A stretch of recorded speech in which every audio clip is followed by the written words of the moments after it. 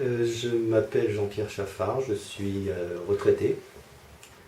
J'ai adhéré à Terre de Liens il y a 4 ans et j'ai organisé la mise en place d'un groupe départemental. Terre de Liens, c'est un mouvement national qui a surtout deux objectifs principaux. D'une part, c'est la préservation des terres agricoles, qui sont actuellement bien dilapidées, on va dire. Et d'autre part, la facilitation de l'installation de nouveaux agriculteurs, parce que nous faisons partie des gens qui sont inquiets de la diminution de la population agricole et du fait que de nombreux jeunes qui voudraient aborder ce métier se heurtent à des obstacles difficiles à franchir. Je peux ajouter aussi que cette agriculture que nous essayons de promouvoir, c'est l'agriculture biologique et biodynamique, et d'une façon générale l'agriculture paysanne. Donc nous sommes peu moteurs pour des projets d'agriculture industrielle, d'agriculture productiviste, on va dire. L'implantation, on peut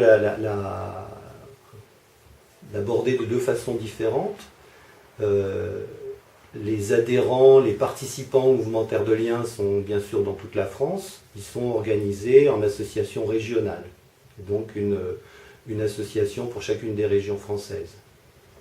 On peut aussi considérer que c'est l'implantation des fermes Terre de Liens, puisque c'est ce qui est visible pour quelqu'un qui est extérieur au mouvement. Et ces fermes sont une centaine en France, il y en a à peu près partout sur le territoire.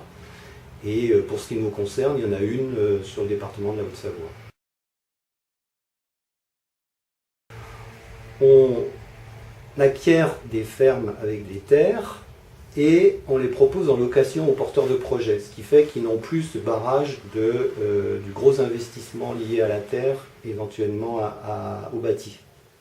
Donc c'est une des façons très pratiques, très visibles d'intervention.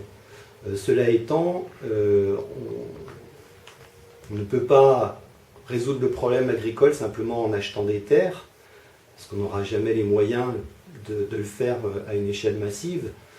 Donc notre action consiste à faire comprendre les constats qu'on faisait tout à l'heure et les objectifs qu'on se donne pour les partager avec le plus grand nombre d'habitants et avec les responsables des collectivités, avec les responsables des communes, des intercommunalités, parce qu'eux aussi ont leur mot à dire et ils ont des moyens à faire valoir pour aller dans le sens de ces objectifs. Donc il y a un travail qu'on peut qualifier de politique, puisqu'il s'agit d'agir sur l'organisation de la société. Et puis il y a aussi, vis-à-vis des porteurs de projets, un accompagnement dans la mesure où on peut les aider dans leur recherche de foncier, trouver de la terre, trouver des fermes à reprendre, et les conseils qu'on peut leur donner, ou les conseils de renvoi vers d'autres organismes, vers d'autres acteurs, sachant que nous, on n'est pas compétents dans tous les domaines de l'installation.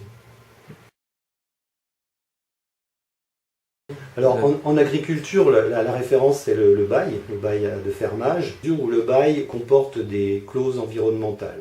Il s'agit de ce qu'on appelle le bail rural environnemental, donc il peut y avoir quelques conditions qui sont non pas imposées, mais discutées avec le fermier et qui touchent à des éléments liés à la biodiversité, à l'environnement, enfin des choses banales qui sont actuellement en train de devenir du domaine public, alors que lorsque Terre de Liens a commencé à les proposer, c'était encore un peu marginal, quoi. L'acquisition, elle se fait de deux façons. Elle se fait soit par don ou donation, donc là il n'y a pas besoin de moyens de financement, ou alors par achat. Et l'achat se fait avec l'épargne collectée auprès des particuliers, des gens qui partagent les objectifs du mouvement et qui sont prêts à confier leur épargne pour que cette épargne ait cet usage collectif d'acquisition solidaire de la terre. Et évidemment, si au bout d'un certain nombre d'années, ils ont besoin de leur épargne, ils peuvent demander le remboursement. Il s'agit d'une épargne à but social et donc il n'y a pas de dividende, de rendement financier à en attendre. C'est un rendement sur l'évolution de la société et de l'agriculture. La concrétisation, voilà, c'est l'acquisition de la ferme de Saint-Jean-de-Tholome qui nous permet de nous rattacher concrètement à ce à quoi on croit. Quoi. En l'occurrence, moi, c'est ce que je pense. Et je suis pleinement satisfait parce que le fermier donc, qui élève des moutons à la ferme de Saint-Jean-de-Tholome est un passionné et je veux dire, c'est pas un babacool pour parler sommairement, c'est un gars qui a un projet auquel il a réfléchi bien avant son installation et c'est un gars qui tient la route. Quoi. Moi, la première fois que je l'ai entendu dans une réunion, j'ai vraiment été impressionné et chaque fois que je le vois, je me dis ben, c'est un gars qui a une énergie phénoménale et il en faut pour faire ce métier de toute façon. Mais voilà ce qui m'a séduit. Alors, la concrétisation aussi des actions, c'est voilà, il y a eu des coups de main d'organiser dans sa ferme parce que il a démarré, il y avait beaucoup de choses à faire dans la ferme acquise par Terre de Liens, donc il y a eu un appel aux bénévoles de Terre de Liens, donc on s'est retrouvés, voilà, on était plus ou moins nombreux, mais pour des travaux voilà, basiques, on va dire. Il y en a qui ont nettoyé l'écurie, il y en a qui ont... moi j'ai passé...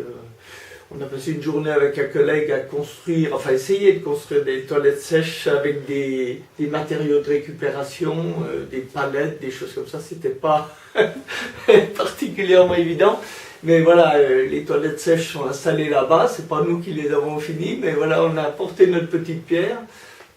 Et puis, donc voilà, il y a eu la préparation aussi de la journée porte ouverte, et dans une ambiance conviviale, on va dire. C'est toujours convivial. Il y a des actions au niveau des stands en fait, lors de journées, il y a des journées portes ouvertes, lors de salons, où l'association Terre de Liens est présentée. Il y a des gens qui viennent nous voir, qui viennent nous poser des questions, des gens de tous âges, des adultes, des gens plus jeunes, et puis des gens qui sont du milieu ou des gens qui ne sont pas du tout du milieu non plus, des gens qui ont entendu parler de Terre de Liens ou pas. Et là on leur parle en fait de l'ensemble de Terre de Liens, de toutes les parties de Terre de Liens, donc des acquisitions de fermes, de ce qu'on y fait, et puis toute la partie fondation, actionnariat, etc.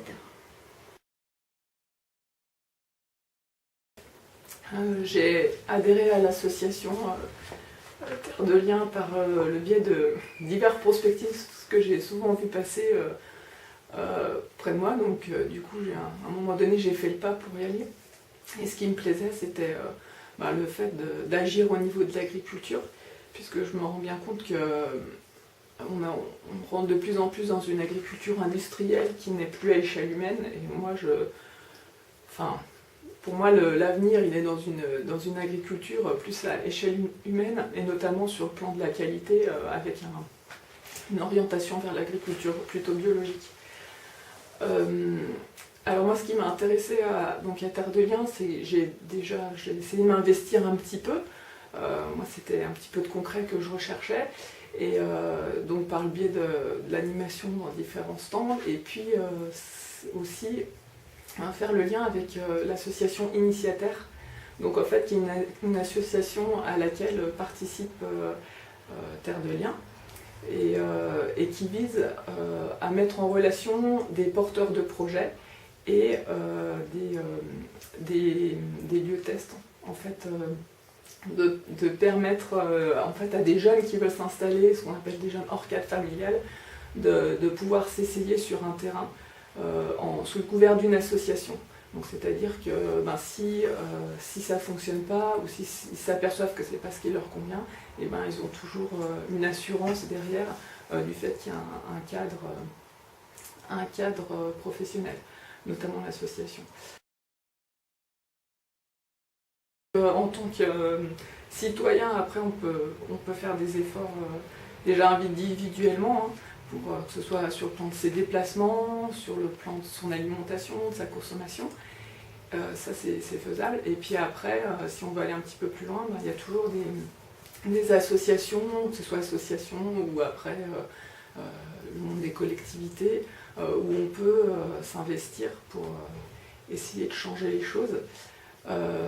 Alors, il ne faut pas essayer de voir trop grand, en fait. Faut essayer de voir à son échelle, et puis petit à petit, d'essayer de faire bouger les choses. Enfin, faut pas hésiter à y aller, parce qu'il y a toujours des structures qui sont à notre portée.